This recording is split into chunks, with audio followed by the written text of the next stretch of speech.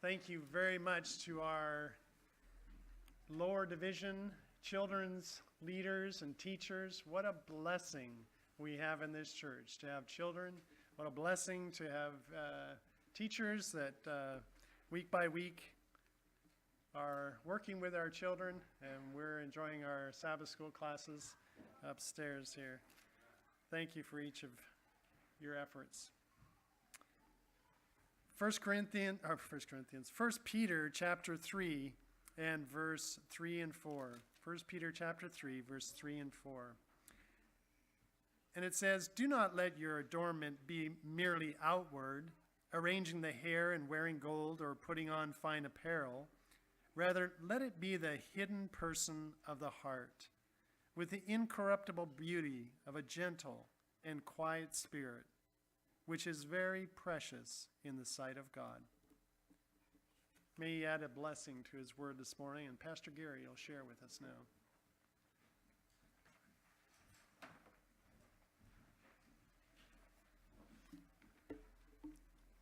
A detour went through Leavenworth. Thousands, hundreds of thousands of lights. Adornment, probably at its finest. Is that what Christmas is all about? Adornment? We adorn our trees, we adorn our houses, we adorn ourselves, and yet what? Glory to God in the highest came to the manger where Jesus was, and they had adoration for him. The wise men came. They came to worship, to adore him. You know, in 1 Corinthians chapter 14, verse 26, if you'd turn to that with me. 1 Corinthians chapter 14, verse 26 says this. "Well, my brothers and sisters, let's summarize. When you meet together, one will sing, another will teach, another will tell some special revelation God has given.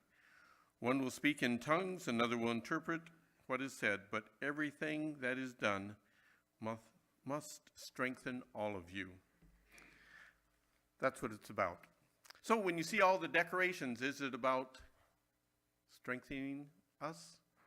Or just saying, "Come look at me. Come look what I've done"? Christmas is all about worship. That's what it ought to be, yet it's traveled so far away from that. Middle of October, went into Home Depot. Christmas trees, decorations, supplies were all out. Even before they were done with Halloween, they were selling the Christmas stuff. Stuff for adornment rather than stuff for adoration. I want to spend most of my time reading a Christmas story because it tells the story so well. We often get sidetracked in the competition, see who can adorn the most and the best. This story is from more than 100 years ago, and so you would say, well, it makes sense when you realize it's old. Mr. Harm Kurtz sat in the kitchen with his feet in the oven. Now, how many of you do that anymore? Discussed the world, that is to say, his own small world. His audience, shifting back and forth between the pantry and the kitchen sink, caused the orator's voice to rise and fall with its coming and going. The audience was Mama. She was the bell on which the clapper of his verbal output always struck, as she never stopped moving about as at her housework. During these nightly discourses, one might have, and facetiously, that she was the roaming form. Pa Kurtz was slight and wiry, all muscle and bounce. His wife was heavy, and her leisurely walk was what is known in common parlance as a waddle. She wore her hair combed up high, brushed tightly up at the back and sides, where it ended in a hard knot on top on her head. When movie stars and cafe society took it up, Mama said she had beat them to it by 35 years. The Kurtzes lived in a small brown house on Mill Creek, which meandered its unpaved way along a creek bed. The town, having been laid out by the founding fathers on this once flowing but now long-dried creek, was called River City. For 3 days of his working week, Pa's narrow world held sundry tasks of plowing gardens, cutting alfalfa, hauling lumber from the mill. For the other 3 days, he was engaged permanently as a handyman by the families of Scott, Dillingham, and Porter, who lived on Highview Drive, far away from Mill Creek, geographically, economically, socially. And what Mama hadn't learned about Scott, Dillingham, and Porter domestic establishments in the last few years wasn't worth knowing. Each early in his labors for the three families, Pa had summed them up to Mama in one sweeping statement. The Scotts, him I like, her I don't like. The Dillinghams, her I like, and him I don't. The Porters, both I don't like. The Porter's house was brick colonial. The Scotts was a rambling stone of the ranch type, and the Dillinghams had no classification, but was both brick and stone, stained shingles, lumber, glass, bricks, stucco.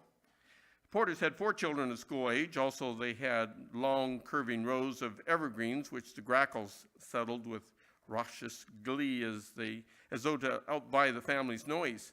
The Grackles, and for all Paul knew, maybe the young folks also, drove Mrs. Porter wild. But Paul rather liked the birds. They sounded so country-like, and he had never grown away from the farm. Mr. Porter was a lawyer and a councilman. Mrs. Porter was a member of the garden club and knew practically all there was to know about flora and fauna. She went in for the formal beds of gardens, rectangles, half-moons, tulips, daffodils in the spring, dahlias and asters later. She ruled Pa with iron efficiency. With a wave of her hand, she might say, "Mr. Kurtz, I'll have the beds further apart this year." And Pa, telling Mama about it at night, would say, just like they were the spring and mattress kind that you can just shove over with casters. Mrs. Scott went to the other extreme. She knew the least about vegetation of anyone who had ever come under Pa's scrutiny. Assuredly, he was his own boss there. Every spring, she tossed him several dozen packages of seeds as though she dared him to do his worst. Once he found rutabaga and spinach among the packages of zinnias and nasturtiums, but Pa couldn't be too hard on her, for she had a little crippled son who took most of her time. And he liked the fresh-colored packages every year and feel of the warm, moist earth when he put in the seeds. The head of the house was a doctor, and he happened to drive in. If he happened to drive in while Pa was there, he stopped and joked a bit. The Dillingham's yard was Pa's favorite. The back of it was not only informal, it was woodsy. Mrs. Dillingham told Pa that she had been raised on a farm and that the end of the yard reminded her of a grove back in her own home. She had no children, and often she came out and stand around talking to Pa, or maybe even bring her gloves and worked with him. "Poor thing, lonesome," Mama said at once when he was telling her. Mrs. Dillingham had Pa set out wild crabapple and ferns and plum trees, little crooked ones, so it would look natural. Several times she had driven him out to the country, and they had brought back shooting stars and swamp candle, Dutchman's breeches and wood violets. Pa's hand with the little wildflowers was as tender as the hand of God. When Mr. Dillingham came home from his big department store, he was loud, sometimes critical of what had been done. In the winter, the work for Highview homes was just as hard and far less interesting. Storm windows, snow on the long driveways, basements to be cleaned. It was always good to get home and set with his tired, wet feet in the oven and tell the day's experiences to Mama. There was something very comforting about Mama, her consoling, "Oh, think nothing of it," or her sympathetic clucking of tisk, tisk, them women with their cars and their clubs. Tonight, there is more than usual to tell, for there had been great goings-on up in Highview.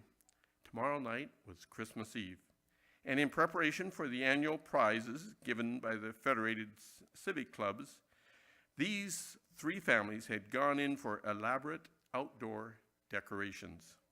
There was an unspoken rivalry among the three houses. Pa could sense it. Mrs. Porter had asked him offhandedly, as though it were a matter of extreme unconcern, what the other two families were planning to do. And Mr. Dillingham had asked him the same thing, but bluntly. "You can't catch Pa that way, though. He reminded Mama with great glee, slippery as an eel. He had just answered what the others seemed to be hitching up an awful lot of wiring. But Pa had known all along what each one was doing, and tomorrow night everybody would know.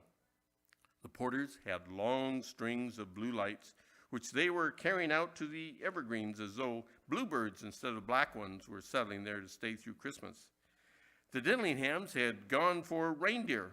They had ordered them made up from plyboard at the mill, and tonight were their 8 deer. Artificial snow all over them and prancing up to the front porch steps, while the searchlight on the ground threw the group into relief. The Scotts, whose house was not so high as the others, had a fat Santa on the roof with one foot in the chimney. In a nearby dormer window, there was a phonograph which would play Jingle Bells, so that the song seemingly came from the old fella himself. It had made the little crippled boy laugh and clap his hands. And when they wheeled him outside to see the finished scene, all this and much more Pa was telling Mama while she ambled about getting supper ready on the table. Lily came home. Lily was the youngest of their 3 children, and she worked for the Dillinghams too, but in the department store. Lily was a whiz with a needle and a humble helper in the remodeling room. She made her own dresses at home and tried them on Maisie, the mannequin. That was one of the store's moronic-looking models which had lost an arm and sundry other features, and Lily had asked for it when they were going to discard it. Ernie, her brother, had brought it home in his car and repaired it. Now she hung her own skirts on Maisie to get their length. That was about all the mannequin was good for Lily's circumference was fully 3 times that of the model. The 3 of them sat down to eat, as Ernie would not arrive for a long time, and Mama would warm things over for him. As usual, the table talk came largely from Pa.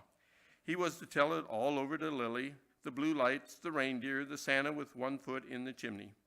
Lily, who was a bit fed up with pasteboard reindeer and sympathetic Santas at the store, thought she would still like to see them, so Pa said tomorrow night, after Carrie got there, they would all drive to Highview, that he himself would like to see them once more from the paved street instead of with his head caught up in the evergreen branches or getting a crick in his neck under the reindeer's belly. They discussed the coming of the older daughter and her husband, Bert, and the 2 little boys who were driving there from their home to their home in another county, and they were planning to stay 2 whole nights. A big event was Christmas this year in the Mill Street Kurt's house. After supper, when Lily started the dishes, Pa went out to see the team, and Mama followed to pick out 2 of her fat hens for Christmas dinner. In the dusk of the unusually mild December evening, Mama stood looking about her as with an eye of a stranger. Then she said she wished things had been better shape before Carrie and Bert got there, that not one thing had been done around the place to fix it up since the last time.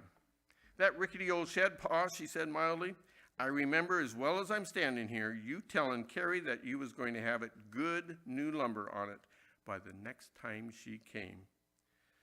It was as much as putting pine shavings on fire. Pa was good and mad. With him working his head off day and night, he blew up. Anyone under 12 would have called it a tantrum.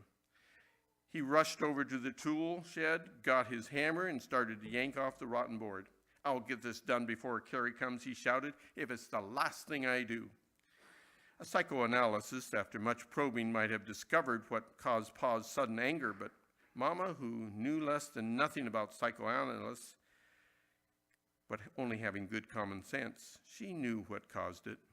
Pa's own regrets came over his big mistake that made him irritable at times. He was one of those farmers who had turned their backs on the old home places during the protracted drought. Mama had wanted to stick it out one more year, but he had said no. They would move to town where everybody earned good money. So they had sold the farm and bought this little place on Mill Street, the only section of town where one could keep a cow and chickens. The very next year, crops were good again, and now the man who had bought the old place for so little had come to River City in a car as fine as the Dillinghams. Yes, any casual criticism of the Mill Street place always touched him in a vital spot of his being. So he yanked and swore and jawed more and more, and Mama walked away. It was not hard to get the old boards off. Soon they lay on the ground in a scattered heap of rotting timbers. Bird and Bell, from their exposed position across the manger, snatched at alfalfa hay, quivering their nostrils and looking disdainfully at the proceedings. The cow chewed her cud in loose-jawed way of cows and looked disinterestedly into space. Looking at the animals, of which he was so fond, Pa admitted to himself he really didn't have to rip them off that night. He could have waited till morning. But balmy weather was predicted all through Christmas, and Mama made him really mad. Suddenly the fire of his anger went out, for he was remembering something Ernie had said, and it tickled his fancy. The last time Carrie brought the little boys home, Ernie had told them it was bubble gum the cow was chewing, and the kids hung around over a half an hour waiting for the bubble to come. Tomorrow night the little kids would be there, and he thought of it, righted the world again. Mama came toward him with two hens under his arm as though she wanted him to make up with her, but he fussed around among the boards, not wanting to become too pleasant too suddenly. His flashlight lay on the ground, highlighting the open shed, and the street light, too, shone in. The old hen flew squawking out of the hay, and the pigeon swooped down from the roof. Mama stood looking at it for quite a while, and then all at once, she chucked the hens under a box, hurried into the house, and when she came out, she held Maisie, the mannequin, and in front of her, and Lily was close behind with arms full of sheets. "What do you think you're up to?" Pa asked. "You let me be," Mama said pointedly. "I know what I'm doing." She set up the mannequin with deft touches. Lily draped the sheets over the body and head and arranged it so it was leaning over the manger. Then Mama put Pa's flashlight down in the manger itself, and a faint light shone through the cracks of the old boards. "There," Mama said, stepping back. "Don't that look for all the world like the Bible story?" "Looks like making light of it," Pa said critically. "The Scotts and the Dillinghams didn't do nothing like that. They used just Santa Clauses." "I ain't doing it for show like them," Mama reported. "I'm doing it for Carrie's little boys, something they can see for themselves when they drive in, something they'll never forget, like as not as long as they live." Mama and Lily went out to the fence to survey their handiwork from that point. They were standing there when Ernie drove into the yard. Ernie worked for the River City Body and Fender Wreck Company, and one viewing the car and hearing its noisy approach would have questioned whether he ever had any work done there. They were anxious to know what Ernie thought. There were the horses nuzzling the alfalfa, the cow chewing away placidly, the pigeons on the ridgepole, and there was a white-robed figure bending over a faint glow in the manger. Ernie stood without words. Then he said, "What in time?" The words were crude, but the tone was reverent. "Mama did it for the kids," Lily said. "She wants you to fix the star up over the stable. Mrs. Dillingham gave an old one to Pa." Ernie had been a fixer ever since he was a little boy. Not for his looks had River City Body and Fender Wreck Company hired Ernie Kurtz. So after his warmed-over supper, he got the tools, a coil of wire, fixed a yellow bauble high over the stable, and the wire and the slim rod almost invisible so that it seemed to hang there all by itself. All the next day, Pa worked up at Highview Drive, and all day Mama cleaned the house, made donuts and cookies with green sugar on them, and dressed the fat hens, stuffing them to the bursting point with onion dressing. Almost before they knew it, Christmas Eve had arrived. Carrie and Bert and the two little boys were driving into the yard with everyone hurrying out to greet them. "Why, Mama," Carrie said, "that old shed, it just gave me a turn when we drove in." But Mama was a bit disappointed over the little boys. The older one comprehended what it meant and was duly awestruck. But the younger one ran over to the manger and said, "When's she going to blow out her bubble gum?" After they had taken in the wrapped presents and the mince pies Carrie had baked, Pa told them how they were going to drive up to Highview and see the expensive decorations, stressing his own part in their preparation so much that Mama said, "Don't brag." A few others had something to do with it, you know, and Ernie sent them all into laughter when he called it Highbrow Drive. Then he went after his girl, Annie Hansen. And when they came back, surprising, her brother was with them, which sent Lily into a state of fluttering excitement. So they all started out in 2 cars, Ernie and his girl and Lily in Ernie's one seat. Then the other and the brother with his, in the back with his long legs dangling out. Carrie and Bert took their little boys and Mama and Pa. Not knowing the streets leading to the winding Highview section, Bert stayed close behind Ernie's car, which chugged its way ahead of them like a noisy tugboat. Everyone was hilariously happy, and as for Pa, his anger about Mama's chidings had been long forgotten. All 3 of his children were home, and the 2 little kids. The Dillinghams didn't have any children at all for Christmas fun. We never lost a child, he was thinking, and the Porters had lost that little girl. Our grandkids, tough as tripe, and the Scotts got that crippled boy. It gave him a lighthearted feeling of freedom from disaster. Now this nice sightseeing trip in Bert's good car, home to coffee and donuts with the kids hanging up their stockings, tomorrow the presents and the big dinner. For fleeting moments, Pa Kurtz had a warm little boy feeling of his own toward Christmas. Mama, too, she hadn't had such a good time since Tig was a pup. And when one of the little boys said he wanted to see Tig when they got back, everyone laughed immoderately. They passed decorated houses, countless trees, brightly lighted in the windows, and then around the curving streets of Highview District, following Ernie's noisy lead so closely that Carrie said they were just like Mary's little lamb. And across the street from the Porter's colonial house, Ernie stopped, and they stopped too.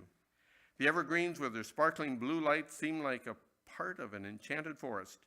Carrie said she'd never seen anything so pretty in her life and waxed so enthusiastically that Pa reminded her again of his big part in it all. Then Ernie yelled back to ask if they'd seen enough. Pa waved him on, and around the curve they went to the Dillinghams. There were other cars parked in front of the houses. Pa, like as not, said judges themselves were right now deciding the prizes. And by the tone of his voice, one could have thought the fate of the nation hung on that decision. At the Dillinghams, the little boys waxed more excited over the reindeer, lighted by the searchlight which threw them into snow-white relief. Yes, Pa said, it was worth all the work he had put into them. Then on to Dr. Scott's, and the little boys practically turned inside out. For Santa himself was up on the roof as plain as day, and more, he was singing jingle bells, jingle bells. When he stopped, they clapped their hands and yelled up at him, "Hey, Santa, sing more!" And all the adults clapped too. Then Ernie singled, and the little procession swung down out of Highview, circled into the part of town where the blocks were prosaically rectangular and everything was smaller, yards, houses, and Christmas trees. "Look," Mama said happily, "ain't it nice? There ain't no patent on it. Everybody can make merry. Every little house can have its own little fun and tree, just the same as the big ones." Over the railroad tracks they went and into Mill Street, where Ernie adroitly picked his way around the mushy spots in the unpaved road, and Bert following his zigzag lead, and the trip was over. There were Bird and Belle and the cow. There were pigeons huddled together on the stable roof. There was the white Mary and the light in the manger and the star. The laughter died down.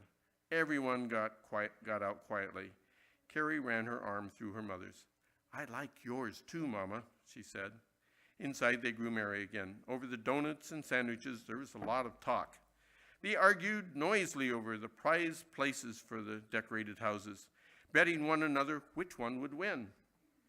Carrie and Lily thought the lights and the trees were by far the most artistic. Ma and Ernie's girl were for the reindeer at Dillingham's, but Lily's potential beau and Ernie and Bert and the little boys were all for Scott's Santa Claus. Pa, as one who had been the creator of them all, stayed benignly neutral. After a while, Ernie took his girl home. Her brothers stood around on the porch a while, and Lily, and then left. The little boys hung up their stockings, and the grown folk teasing them and saying Santa would never find his way from the Scotts down these winding streets. Mama and Pa kept their own bedroom. Lily took Carrie in with her. Bert made the little boys a bed on the old couch with 3 chairs in a row in front to keep them from falling out. She had no sheets for them, but plenty of patchwork quilts. In the morning, there were sketchy breakfast and the presents, including a dishpan for Mama, who had never had a new one since her wedding day, and the bit and braces Pa had wished for so long, a flowering comb and brush set for Lily, and fully 1/3 of the things the little boys had wished for. The children would play with their new toys, the men would pitch horseshoes, Mom and the girls had to hop right into the big dinner, for everyone would be starved. Ernie's girl and her brother were invited too, and when they came, they could smell the good dressing clinging out into the yard. The hens practically popped open in the pan, and Ma's mashed potatoes and gravy melted in the mouth. Oh, never did anyone have a nicer Christmas than the Kurtzes on Mill Street. It was when they were finishing Carrie's thick mince pies that the radio news came on and the announcement of the prizes. So they pulled back their chairs to listen, and the girls cautioned the men folks, "Now stick to your bet last night and don't anybody cheat by changing." The announcer introduced the committee head, which gave a too-wordy talk with civic pride, and then the prizes. The third prize of $10 goes to Dr. Amos R. Scott, 1821 Highview Drive. That was the Santa in the chimney. And while Ernie and his group groaned their disappointment that was only third, the others laughed at them for their poor bet. The second, $25, Mr. Ramsey E. Porter, 1484 Highview Drive. The Blue Lights, with Carrie and Lily wanting to know what the judges were thinking of, only second place. So, Mom and Ernie's girl calling out jubilantly that left only their choice, the reindeer. Then a strange thing happened. Listen, everybody. Shh. What was he saying? The first prize, for its simplicity, for using materials at hand without expense, for its sacred note, and the fact that it is the personification of the real Christmas story, for which we sometimes lose sight. The prize of $50 is unanimously awarded to Mr. Harm Kurtz, 623 Mill Street. A bomb could have torn fissures in the yard and made an unmendable shambles of the house, but it could not have been more devastating. For a long moment they were stunned, mouths open, without speech coming forth, and only the little boy saying, "He said you, Grandpa. He said you." Then a hypnotic spell broke, and Ernie let out a yell. $50, Pa! $50! And Mama, still dazed, kept repeating like some mournful raven, "But I just did it for the little boys." Several got up and dashed over to the window to see again the first prize, Paragon. But all they could see was Bird and Bell and the cow out in their yard, an old dilapidated shed, and high up over it a piece of yellow glass. In the midst of the excitement, Pa practically turned pale, for it had come to him suddenly there was more to this than met the eye. What would the Scotts and the Porters and the Dillinghams say, especially Mr. Dillingham, whose expensive reindeer had won no prize? He was embarrassed and worried. The joy had gone out of winning the prize. The joy had gone out of the day. The girls scarcely finished the dishes before Mill Street neighbors started coming to have a share in the big news. The Danish Hansons came, and the Russian family the next block, all three of the Czech families down the street, and the Negro children who lived near the mill. They were all alike to Mama, just folks. She gave everyone a donut. In fact, they ate so many that late in the afternoon, Mama had to whip up another batch. Also, in honor of the great occasion, she combed out her hair again in that high, skinned-up way and put on a second clean apron. 2 clean aprons in one day constituted the height of something or other. "Somebody might come by," she said in a way of apology. "They'll get stuck in the mud if they do," said Ernie. "I'm the only one who knows them holes like a map." Mama was right. Someone came by. All River City came by. Soon after dusk, the star-lighted Bird and Bell back in the shed, the cars began to drive past in an unending parade. Traffic was as thick as it had ever been up on Main in Washington. You could hear talk and laughter, maybe strong words about the mud holes. Then in front of the yard, both talk and laughter would lie down. There would be only a low-spoken words or silence. Bird and Bell pulling at the hay, the cow grazing moodily into space, the pigeons on the ridgepole on a long feathery group, White Mary bending over the faint glow in the manger, and overhead the star.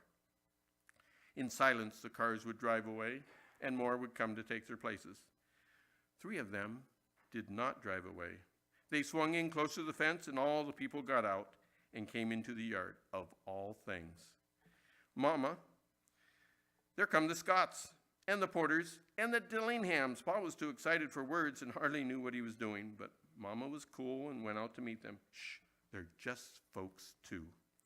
The Scotts were lifting the wheeled chair out of the car, which had been custom built for it. Dr. Scott wheeled the little boy up closer so he could see the animals. Carrie's little boys ran to him and with tactlessness of children showed them how they could turn cartwheels all around the chair. Why, Mr. Kurtz, Mrs. Porter was saying, you're the sly one, helping all the time and then getting the prize yourself. Pa let it go. They would just have to believe it was all his doings but it was a fleeting moment, he himself yanking wildly at those shed boards. Mrs. Her I don't like, Scott, it's the sweetest thing I ever saw. It made me feel like crying when I saw it. Mrs. Dillingham said it made all the decorations look cheap and shoddy by the side of the manger scene. Even Mr. Dillingham, who had won no prize, said, Kurtz, you certainly deserve it. Pa knew he couldn't take any more prize, at least not with Mama standing right there. So he said, I guess it was Mama's idea. She always getting ideas. Right then Ma came with another idea. Will you all please step inside and have a cup of coffee and a donut? The women demurred, but all the men said they certainly would. So they crowded into the kitchen, mink coats and all, stood there with coffee and donuts, and Lily got up her courage and said to Mr. Dillingham, I don't suppose you know me, but I work for you. Oh, yes, sure I do, said Mr. Dillingham heartily, but Lily knew he was only being polite. And this is a friend of mine, she added with coy bravado, Mr. Hanson. Mr. Dillingham said, well, how do you do, Mr. Hanson? Don't tell me you work for me, too. Yes, I do, sir, said Lily's new beau, packing. And Highview and Mill Street both laughed over it. Mrs. Scott said, did you ever taste anything so good as these donuts? You couldn't find time to make me a bunch once a week, could you? So that Mrs. Dillingham and Mrs. Porter both said quickly, not unless she makes me one too. And Mama, pleased as punch, but plain hard to catch, said maybe she could. Mr. Porter was saying to Ernie, you folks ought to have some gravel down here on Mill Street. And Ernie, who wasn't afraid of anyone, even a councilman, with infinite sarcasm, you're telling me. The big cars all drove away. 3 or 4 others straggled by and then no more, and Pa turned off the light of the star. The house was still again, except for the breathing of one of the little boys. Even Ernie, coming in late, stopped tromping about upstairs. Everyone had to get up early and see Bert and Carrie off and to get back to work. It made Pa worry over his inability to get to sleep. This had been the most exciting day in years. Mama was lying quietly, her heavy body sagging down her side of the bed. It took all of Pa's self-control to pretend to sleep. Twice he heard the old kitchen clock strike another hour. He would try it. Mama, he said softly. What? She said instantly. Can't get to sleep. What's the matter? Keep thinking of everything. All that money coming to us, company, attention from so many folks, children all home, folks I work for all here, and not a bit mad. You'd think I'd feel good, but I don't.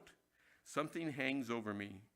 Like there'd been something real out there in the shed all this time, like we'd been leaving him stay out there when we ought to have him come on in. Fool notion, but keeps bothering me. Then Mama gave her answer, comforting too, just as he knew it would be. I got the same feeling. I guess people like that have been, ever since it's happened, their conscience always hurting them a little because there weren't no room for him in the end. Christmas is all about adoration, not about adornment. Christmas is all about Christmas in your heart, doing things for others, caring about others. That's what the real Christmas spirit. And it doesn't begin the middle of October at Home Depot.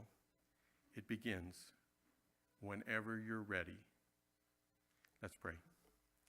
Dear Father, may we have that spirit of Christmas in our hearts all the time. Father, remind us that again and again, it's not the way the world does things, it's the way you do things that count, that are important. Help us to remember. In the name of Jesus Christ, amen. Let's close with that great hymn.